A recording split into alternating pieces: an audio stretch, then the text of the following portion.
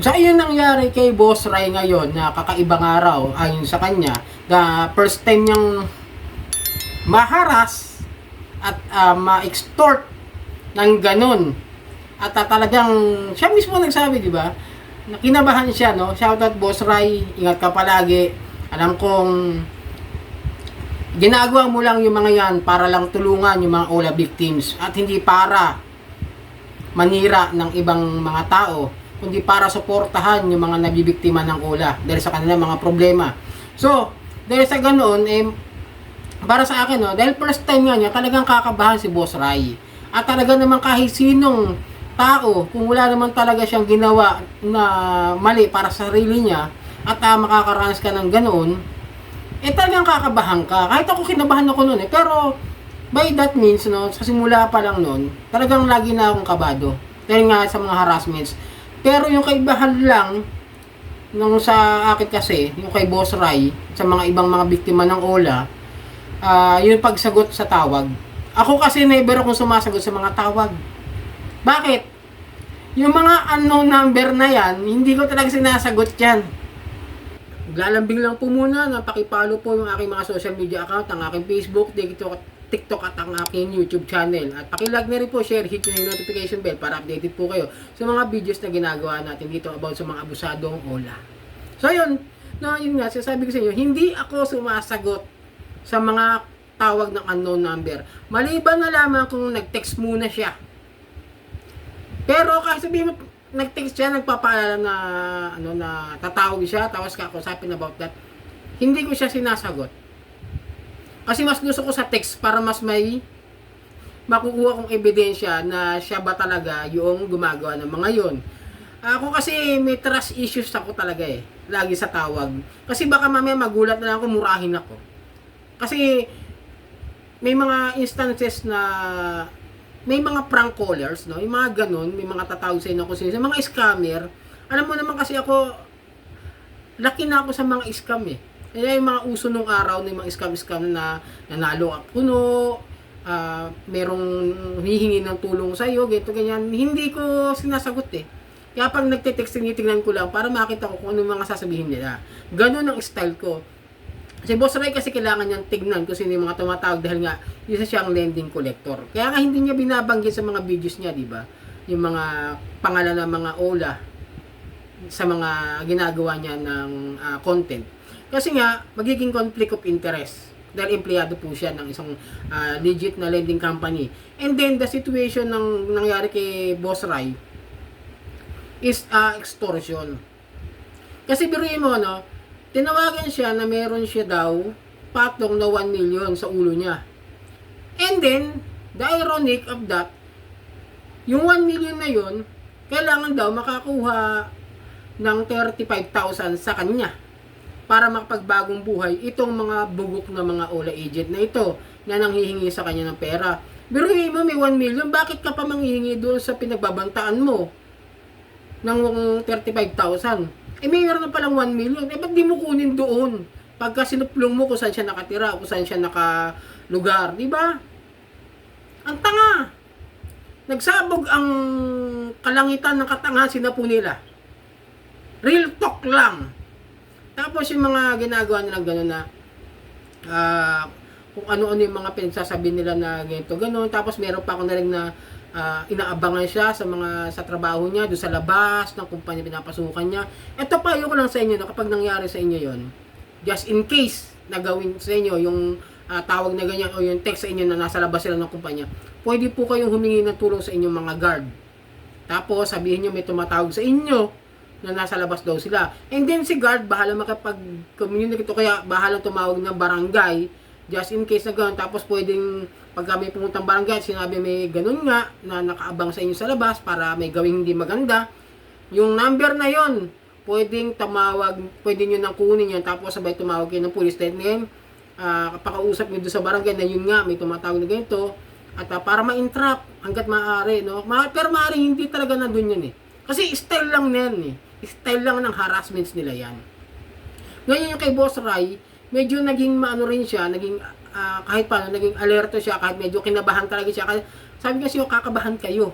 lalo na kung first time lang kayo sa ganitong klase ng sitwasyon o sistema, no?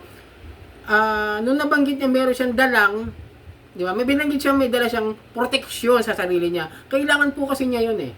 Nagkausap nga kami, may dala siya nung time na nandito siya. Kasi nga, bilang isang lending collector, hindi niya alam kung ano yung mga lugar na pupuntahan niya. Para kung sakasakali may mangyari, meron siyang pang self-defense.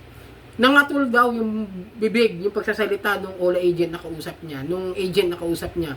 Ibig sabihin, kinabahan din. Takot din niya mga yan. And reality is, sabi nga sa inyo, takot yung mga yan. Hanggang pagbabanta lang yan, hanggang sa pagtatago lang ang alam ng mga yan. That's the real talk na sinasabi ko sa inyo. Kaya ako sinasabi niyo matatakot kayo. In the first time, okay, maintindihan ko, matatakot kayo. Kahit naman ako, naranasan ko rin yun. Na-stress nga ako, na-depress din ako dyan eh. Pero, by that time passed by. Natuto ako. Hinalam ko kung totoo ba talaga lahat. Pwede yung mga pumupunta sa bahay. Digido. Pero walang gagawing masama sa inyo yan. Hindi ka tulad ng ginawa kay Boss Ray na humihingi ng pera. Wala naman siyang utang doon. Di ba? Kaya ang ginawa, in-extort na lang siya. Hinaras na lang siya. Tinakot na lang siya. Dinadamay din ang pamilya niya. That is the most thing na dahilan kung bakit ako gumagawa ng mga ganitong content. The unfair debt collection practices na ginagawa ng mga abusadong ula. Even Boss Ray, ganyan din ang ginagawa. Parehas kami ng pinaglalaban para sa mga biktima ng ula. At hindi para doon sa mga taong nagpapanggap na biktima ng ula, ha? Nilinawin ko lang. At nilinawin ko rin po sa inyo, yun lang po pinaglalaban namin at hindi po yung negosyo pagpapautang. Ang pinaglalaban namin ay ang mga maling pamamaraan ng paniningil. Katulad niyan, hindi nga siya sinisingil.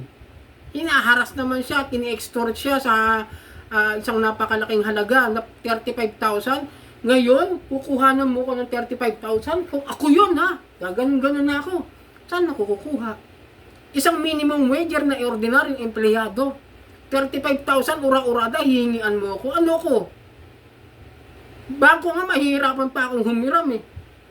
Tapos minimum wager lang ako. Magkano sahod ko? 645. Nasa tirikan ako ng araw, nasa ulanan ako, maghapon. Mabago-bago ang panahon, magkakasakit ka pa, tapos pipilitin mo ako magbayad ng ganyan.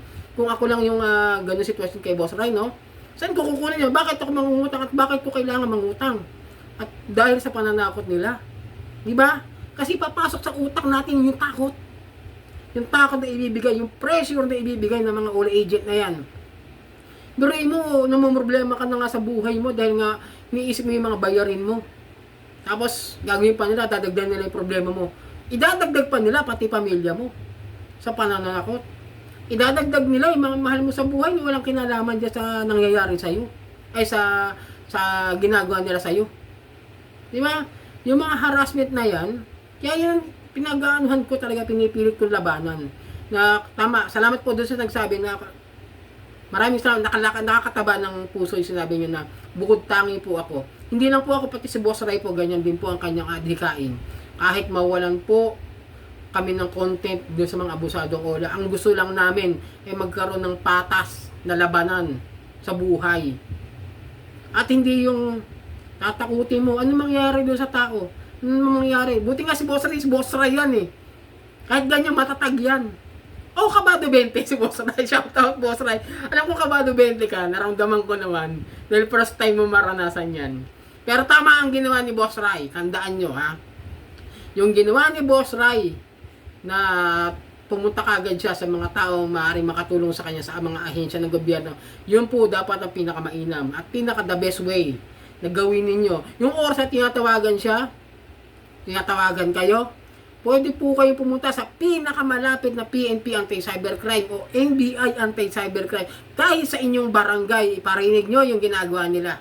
Yung sinasabi nila para mapatunayan na hinaharas kayo ng mga ola na ito.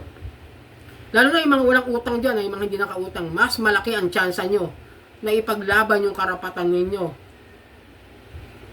Yeah, medyo na-high-blood ako. Kasi nga sabi sa inyo, yun yung dahilan kung bakit ako galit. Bakit ako galit sa maling pamamaraan ng paniningil. Kasi nga naranasan ko, ramdam ko, tagos sa puso, tagos sa buto. hanggang sa kaluluwa yung pananakot nila.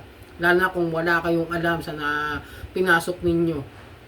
Nasa na po maintindihan. Kaya sabi, best way na payo ko sa inyo, yung takot ninyo, dalhin nyo kagad sa PNP Anti-Cybercrime, NBI Anti-Cybercrime. Kasi, lalapit kayo sa akin, andito naman sa video yung sagot ko, no? Pasensya na po, hindi na po ako talaga sumasagot. Nagpapahinga na po ako sa pagbibigay ng payo. Medyo, hindi na po kinakaya ng katawan ko yung pagod sa trabaho at yung stress ko sa pagbibigay ng mga payo in the personal messenger ko po. Kailangan ko po ng oras para sa sarili ko. Nagkakaedad na rin po ako. At medyo nakakaramdam na po ako ng pagod sa katawan eh. Pero hindi ko naman po sinasabing ayoko ko kayong tulungan. Kaya nga sa videos po ako gumagawa. Sa videos ko po ginagawa yung mga pagpapayo. Para magkaroon po ako ng time management sa sarili ko, sa katawan ko, sa isip ko. Kaya nga may binibigyan ko na lang ng oras yung aking sarili sa bawat pagkakataon na maging maayos din naman po yung sitwasyon ko sa buhay. At yung nangyari kay Boss Ray, ang pinaka the best way, pinaka best example na gagawin ninyo kapag kayo hinaharas ng mga abusadong ula. Mag-report. And then yung GCash na sinasabi niya, no, na pino-forward sa kanya, na kung saan papadala yung pera, that is the way na hindi sila basta-basta nahuhuli.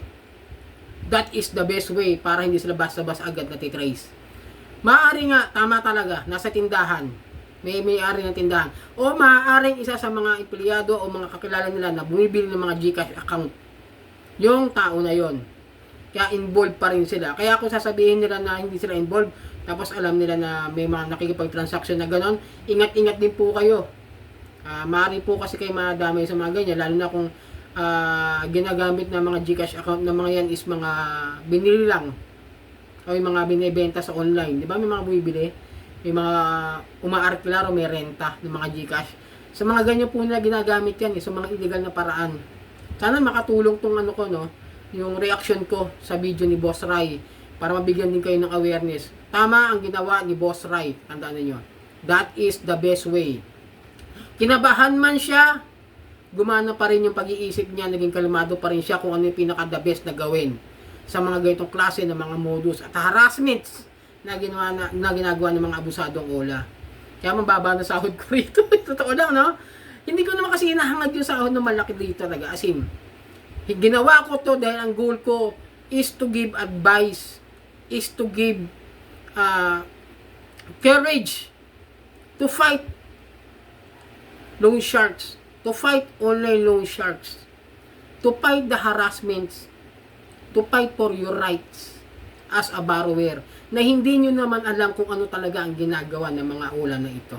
Yun po ang dahilan kung bakit ko ginawa ang channel na kung bakit ko ginawa ang mga paggawa ng mga videos na ganito. Kasi ang channel ko talaga dapat hindi ito eh.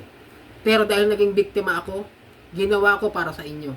Binibigyan ko kayo ng ideya kung ano yung pinaka dapat gawin at kung paano nyo haharapin ang mga problema ninyo. Oo, marami ng ula vlogger na nagsasabing defender sila.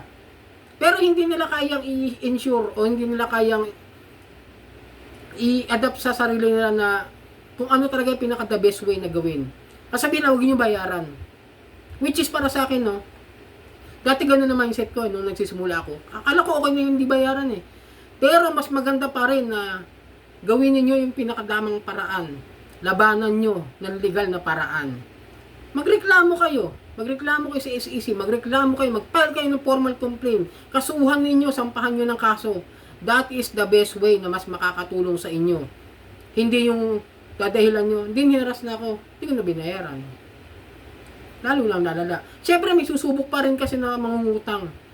Kaya nga sabi ko sa inyo, medyo nung una, medyo nagigilt din ako, no? Totoo, nagigilt din ako sa mga payo kong ganun. Ngayon, na-realize ko na mali. Kasi hindi naman maitatama ng isa pang mali, isa pang pagkakamali. Kaya nga medyo ina-unfollow ko na yung mga ganong klase ng mga payo. Hindi ko na masyado sinusunod. Kasi, karma is real. That's why I understand kung bakit kailangan natin bayaran yung mga utang natin. Kung nagamit natin yung mga pera nila, ibalik natin. Yun lang po may papayo ko sa inyo. I'm changing my mind now. I'm changing my set of mind. Simula na nakausap ko si Boss Ray, simula na nakausap ko sila Ate Red, sila Pat Quinto, sila Mami Yam. Doon ko na-realize na utang is utang talaga. Matagalan man natin bayaran, bayaran natin. Pilitin natin mabayaran kahit paunti-unti.